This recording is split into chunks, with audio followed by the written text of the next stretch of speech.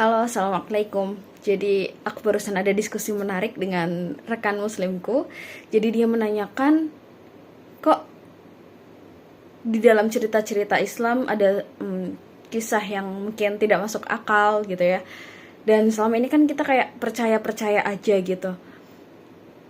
Nah dia kayak pingin diyakinkan kembali, is this real? Kayak gitu.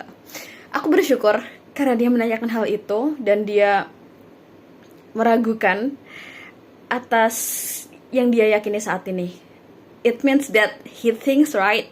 Dia berpikir gitu. Jadi kita nggak blindly follow something dan kita nggak nerima begitu saja agama yang kita bawa dari lahir. But we think dan kita mencari. Kita adalah para pencari Tuhan. Jadi apakah Tuhan sebenarnya ada dan apakah agama ini benar-benar make sense dan bisa kita ikuti atau hanya buatan manusia? Let's find out.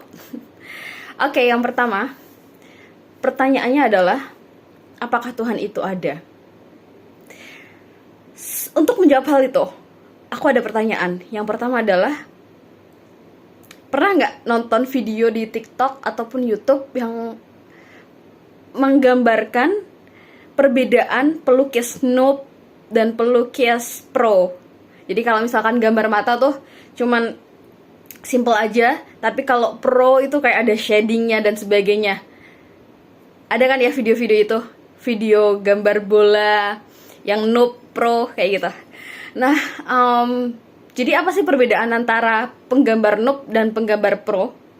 Jawabannya adalah kedetailannya. Jadi ketika penggambar pro ini nggak cuman gambar bola tuh cuman lingkaran doang tuh nggak, tapi benar-benar gambar detailnya, shadingnya dan sebagainya.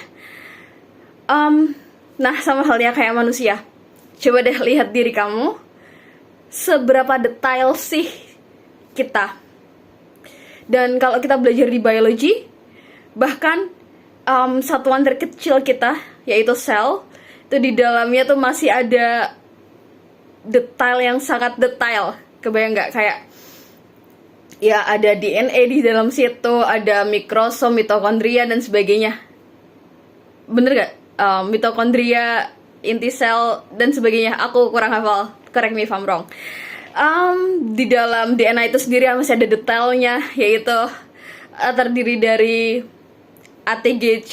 Di dalam A itu sendiri ada detailnya lagi dan seterusnya gitu kan ya. Dan sepanjang itu dan serapi itu loh, kayak kita tuh sangat keren gitu. Ya berarti yang ya kita suatu ciptaan, kita nganggapnya kita ciptaan dulu ya. Kita sekeren itu, berarti ada something that something big gitu ya, yang bisa secara keren menciptakan kita. Masa sih kita ada penciptanya gitu ya? Kita kan bisa aja ini adalah suatu yang alami dan ya emang terjadi secara alami, nggak ada penciptanya. Okay, the next question is, pernah nggak kalian membayangkan bahwa pesawat itu tercipta secara tiba-tiba dengan bantuan dari angin puting beliung? Jadi kayak, ini aku belajar dari, aku lupa, kayaknya Ustadz Felix Young atau Bang Rizko, aku lupa. Jadi kita misalkan taruh nih komponen-komponen pesawat, ada kursi, ada besi, ada mur, baut, ada apa lagi, pintu, kaca dan sebagainya. Kita taruh di lapangan, terus kemudian ada angin puting beliung yang menggulung bahan-bahan atau komponen-komponen itu dan boom, terciptalah pesawat. Kebayang nggak? Is that possible? Kayak that's illogical. Jadi kayak kalau misalkan kita lihat pesawat aja yang seindah itu nggak mungkin tanpa pencipta. Apalagi kita yang lebih rumit dan lebih ribet gitu loh, lebih detail. So it means that we are created and we have creator, right? That's the explanation. Jadi kita detail dan kita ada penciptanya. Coba deh lihat kalau misalkan kita lagi di gunung, lagi di pantai, itu benar-benar gradasinya indah. Pohon tuh detail-detailnya indah, ada garis-garis pola di daunnya. Keren banget sih pencipta kita. Okay, the next discussion is about, so kalau Tuhan ada dan there are so many different religion right now, which one is the true one, gitu kan? Which one is the true God who created us?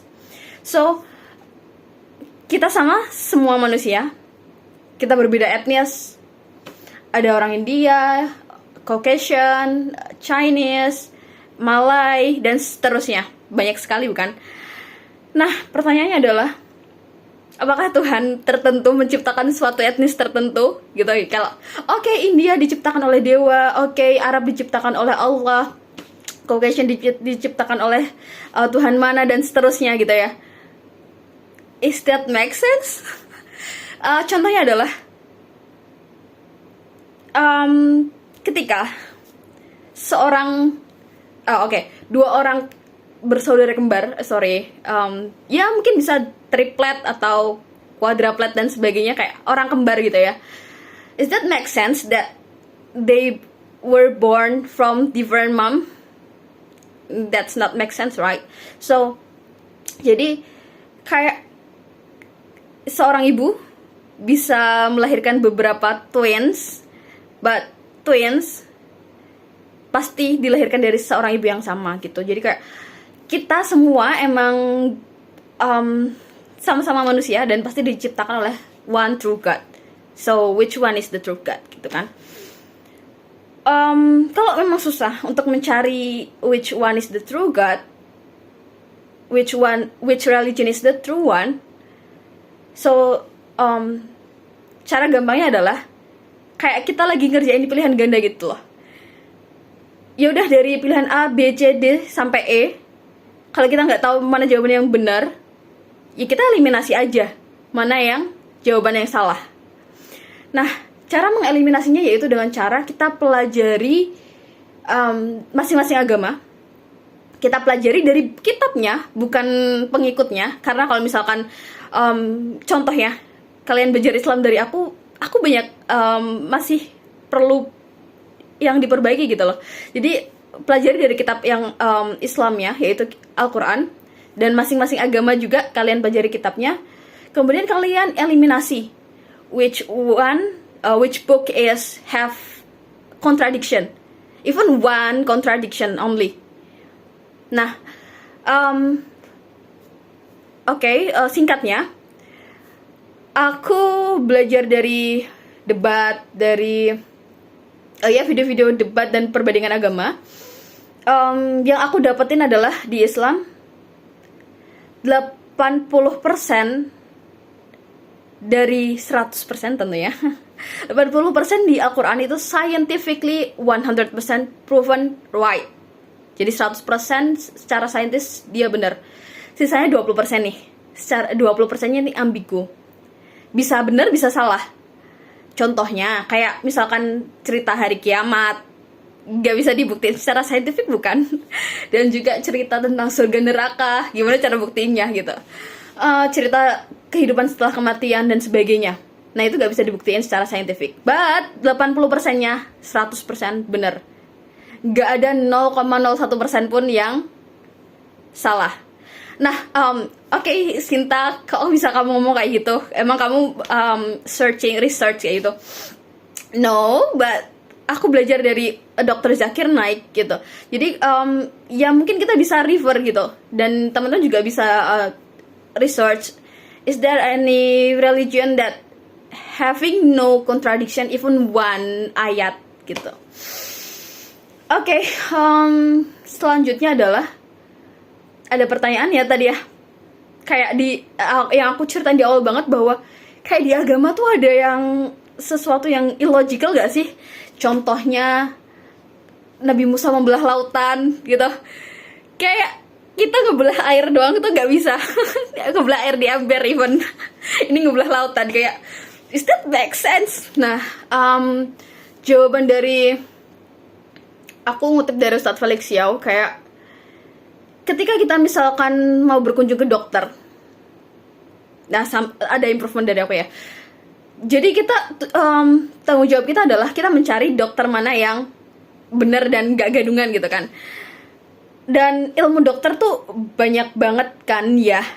Mereka kuliah sekian tahun dan ditambah koas dan sebagainya. Kayak kita cuman datang ke dokter dan dokter menyarankan sesuatu, kita ikutin. Dan kita nggak melakukan research, oh emang bener ya kalau misalkan kita dimasukin infus dan kita bisa punya tenaga kembali, kita nggak nge-research itu. Kayaknya kita iya aja, tapi setidaknya kita udah melakukan research. Okay, this doctor is the good one, dia have good records, pasiennya sembuh dan dia dari kedokteran perguruan tinggi yang baik dan juga memiliki track record di pendidikan yang baik gitu. Selanjutnya adalah ya kita mengikuti semua perkataan dokter, sama halnya kayak misalkan di kehidupan dalam pencarian agama ataupun Tuhan. Jadi kayak ya udah kita tugasnya adalah mencari Tuhan. Dan when we find the true one God, semua yang dikatakan Tuhan kita percaya. Kayak kita aja belum bisa mempelajari semua ilmu kedokteran gitu. Dokter itu sendiri pun belum bisa menguasai semua ilmu kedokteran, yang mana dokter perlu belajar spesialis, perlu belajar dan banyak sekali specialty kesehatan dan sebagainya. Apalagi kita mau belajar tentang ilmu Tuhan gitu. So kewajiban kita adalah mencari mana Tuhan yang benar. Again, nggak ada, kita semua tercipta dari diciptakan oleh satu Tuhan yang sama. Dan setelah itu apapun yang dikatakan Tuhan, firman Tuhan, kita ikutin. Oke.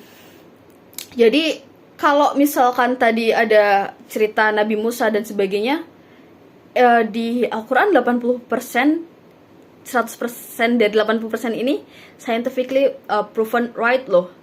20%-nya nggak bisa salah, bisa benar, tapi nggak ada satupun 0,01% yang bisa terbukti bahwa itu kontradiksi ataupun wrong. So that's all what we discuss. Aku dan rekanku diskusi tentang agama. Ini menarik, dan jika aku ada kurangnya bisa mungkin koreksi aku dengan cara berbisik-bisik, karena kalau misalkan kita menasehati di public, it means that kita memalukan orang lain, bukan. Jadi kalau misalkan aku ada keliru, tolong koreksi aku secara private, dan juga hopefully nanti aku bisa perbaiki gitu. That's all from me. Thank you very much and bye-bye. Assalamualaikum.